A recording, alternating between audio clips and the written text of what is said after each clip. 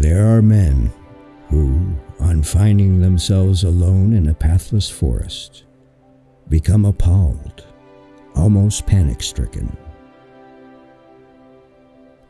The vastness of an unbroken wilderness subdues them, and they quail before the relentless, untamed forces of nature.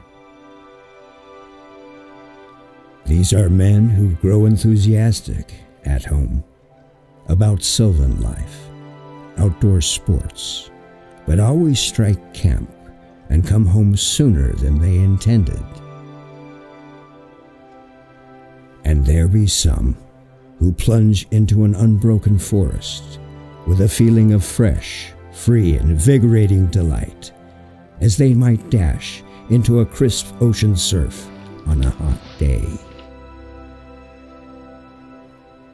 And these know that nature is stern, hard, immovable, and terrible in unrelenting cruelty. When wintry winds gust and the mercury falls below zero, she will allow her most ardent lover to freeze on her snowy breast without waving a leaf in pity or offering him a match.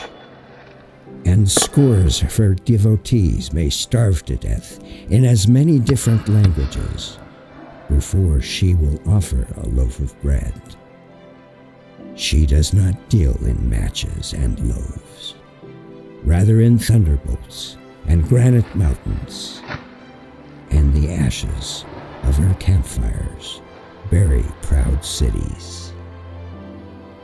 But, like all tyrants, she yields to force and gives the more she is beaten.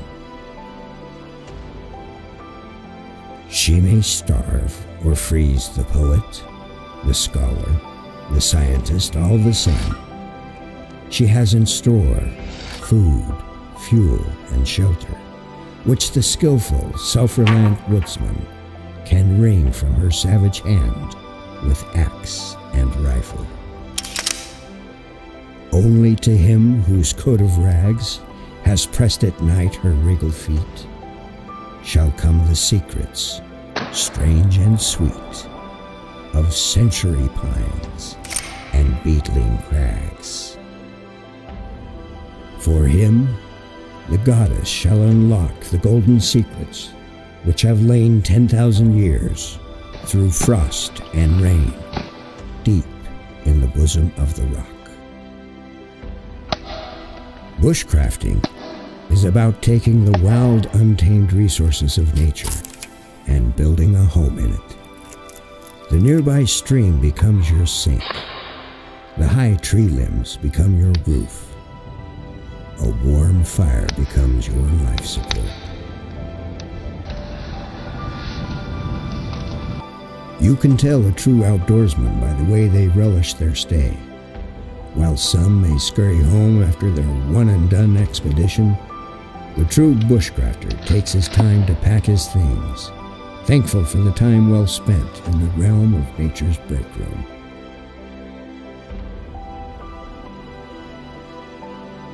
It's comforting when you finally find a proper place to call home for the night, but it won't just fall in your lap.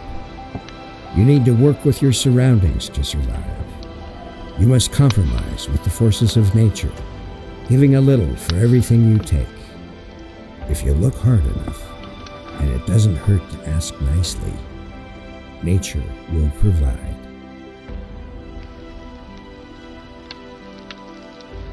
Bushcraft is defined as skill at living in the bush. But when you're out among the paths of your forefathers, you don't have room to carry a dictionary.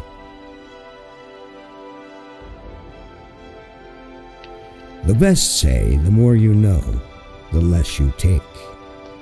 The woods provide enough, if you know where to find it. Sometimes you need a little assistance from home, but as long as you've got your knife and your axe, you can survive at least one night.